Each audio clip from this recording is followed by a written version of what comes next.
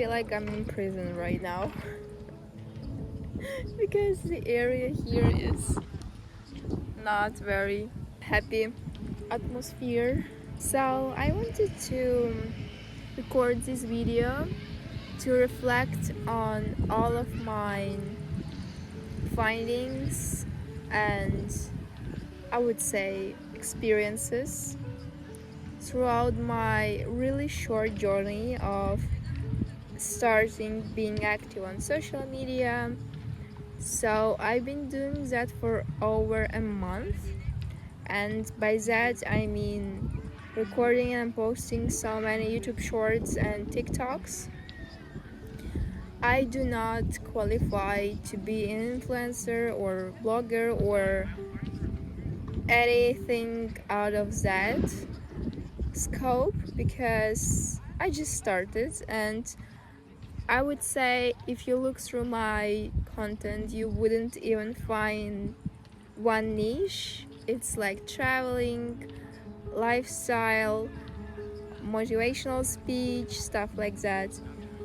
But I decided maybe someone would benefit from this video by um, understanding what can await you when you start posting, and more on a psychological level share all my thoughts on that and generally how I feel about it right now at this moment. It would be fun to film another video, after doing that in 2 years maybe, if I don't give up it's in a month. But I don't think so, because I think I have overcome many fears that I had and have right now, but I'm like fighting it. So social media is really great way of outperforming yourself and your maybe some concepts that you had that just are not true. So I have my notebook here. I have prepared I have all my thoughts and ideas right here. I think we're gonna begin with a little introduction of generally my path of being a participant in the social media, in any social media platform. So I was not, as a kid, as a teenager, I was not allowed to have Instagram or stuff like that. My parents just said, no, it's not, like, you don't need that, don't worry. But I think when I was 15 or 16, I got my phone and I downloaded the Instagram, and I pretty much just had Instagram. I do not think I was, well, nobody had anything back then. It was when the era of posting your food on Instagram, that was really common back then. But yeah, I was not very active at all. I remember all of my friends had 300 400 followers, friends on their social media, and I just started and I had like 50 or 60 friends. So that was embarrassing for me as a teen, just because everyone else started earlier than I did. But then yeah, I think I become more active on Musical.ly. If you remember what's that, it's old name for TikTok.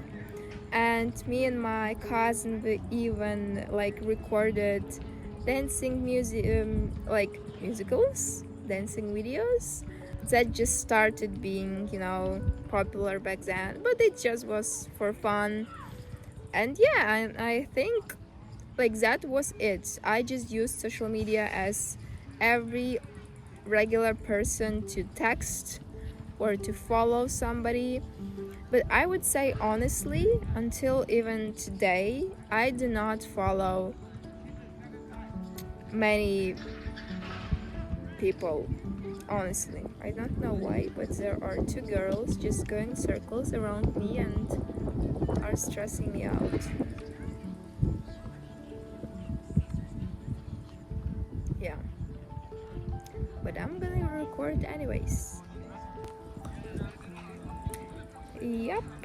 So, wouldn't say I am, a subscriber or an influenced person by an influencer, because I honestly don't have somebody who I look up to that much. Obviously, there are people like, let's say, Emma Chamberlain. Everyone knows her, right? She's mega popular. And then that's on YouTube. Some TikTokers like Edison Ray. I don't know any, like, I don't know the list of the most popular guys, girls on the internet, because I just love to consume content more, with a purpose. Obviously, I go online and I just watch TikTok with no purpose sometimes. Um, but I would not say I'm that big of a participant on social media. So, never in my life have I ever left a negative comment, like a hater, or honestly even a good comment, unless it's my friend and she's just posted a beautiful picture. Like, I swear, it's just, I have no idea how and why people hate on the internet. Like, well, it's obvious that everyone's judging everyone, but it's just, do you have time and energy and idea and words to go online and write down comments, and what do you expect in return? I honestly have no idea. That's a topic I really want to research and dive into in more, maybe in the future, but not right now. Maybe when I get my first haters. I don't know. um, there's a difference between an objective critique and just being hateful, that's what I mean. What have I discovered in the first month? I can really tell that it's very uncomfortable, cringe, and honestly funny to see yourself recorded from different angles. And when you do, I don't know, when you get ready, when you cook something, when you overall talk like I'm doing right now, it's so uncomfortable, and it's so, for the first times, it feels like you're doing something wrong. I remember I recorded my first Get Ready With Me ever. I was doing my makeup, and I remember when I did it and I was editing that video, it felt so cringe. Like, it felt like that's wrong, I'm doing a wrong thing. I'm just doing something not good. But right now I look at it and I just feel like, wow, I'm so beautiful in that video. I look so good in it, and my outfit, my hair, my makeup looks like really nice. I love it. So it's a different way of thinking, I would say, after you do a thing for some time. Second thing, it's that it's a really hard job to record, to edit, to post, to stay active, to engage with your followers. I'm saying followers like I have hundreds, thousands. I feel like I have just a couple of people, but and some friends and significant others. That's it. But it is what it is, right? It's really hard. There are so many times when I just forget to record something or someone or myself, and then I get angry because, oh, how could I forget? But then I record something and I do not like the way it turned out. I don't like the angles. I don't like overall how I look that day. But then even if your content is like okay and you like it, you have to work with it. You have to edit. You have to post. You have to create something really. I think, in my personal opinion, you have to create something that's not just average right now. You have to create something that would stand out and showcase your personality. It's really hard. I don't know. If it was like 2019, yeah, maybe that would be much easier than 2025. So, next thing I have that I care about real life community to share their ideas rather than taking inactive accounts. Yeah, so we are stepping more into a topic that's why I decided to do all this hard job. Um, I just feel like nowadays it's amazing way to stand out and to just have the possibility to show yourself to the world. I feel like last couple centuries we did not have that ability for sure, unless like TV, but TV is not something very new, right? So overall, yeah, it's just, and I feel like I'm an interesting person. Like, that's what I think. There are, I feel, many people who think that maybe I should not start that, but that's their opinion. My opinion is that I am creative, I am smart. Just honestly, my opinion, and I have something to share.